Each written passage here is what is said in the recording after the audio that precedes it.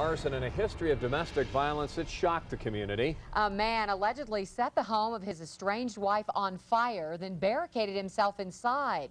Tonight he's in critical condition. The El Paso County Sheriff's Office is charging William Gooch with arson, among other things. Investigators say late last night he rammed his Jeep into the home in Black Forest, then set it on fire and for several hours refused to leave. His wife called authorities when she thought a prowler was on the property. She did manage to escape unharmed. Deputies say Gooch jumped from the burning home, shotgun in hand. That's when authorities tased him. He was rushed to the hospital for burns. And tonight we are digging deeper. We found his wife had a restraining order against him since 2008, and divorce papers were filed last week. Gooch also faced a domestic violence charge in 2007, but that charge was dropped. And those who have been subjected to domestic violence say Gooch's wife is lucky.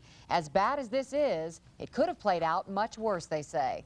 News First 5's Jeanette Hines talked with a domestic violence victim about surviving violence. Jeanette? Lisa, last night's incident is just an example of what can happen when domestic violence escalates. The woman I talked with says it wasn't easy for her, but she really had to listen to herself and know it was time to get help and take action. For our story, you will only see her shadow to protect her safety. The woman who escaped this burning home had a restraining order against the man accused of starting the fire. Shannon had a restraining order too. Although a protection order is a great thing to have, it's a piece of paper, so one needs to even go a step further. Police can't always be at your house. Shannon says she suffered 15 years of verbal, emotional, and physical abuse. First it starts with, simple things like a name calling. It goes from black eyes to broken bones. Did you feel that way at some point, that death might be the only path out? Absolutely. Shannon says her abusers started threatening her children.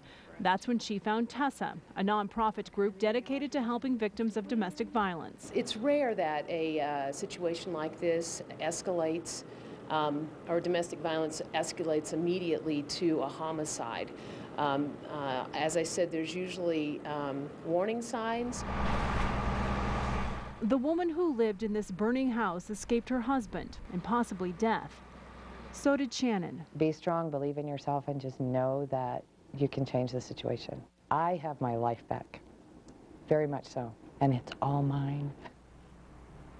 Tessa estimates here in El Paso County 40% of the homicides are a result of domestic violence. Now, our survivor says people need to break the silence, tell someone, and then get help. Rob? All right, Jeanette, thanks for that story. We're following a developing story.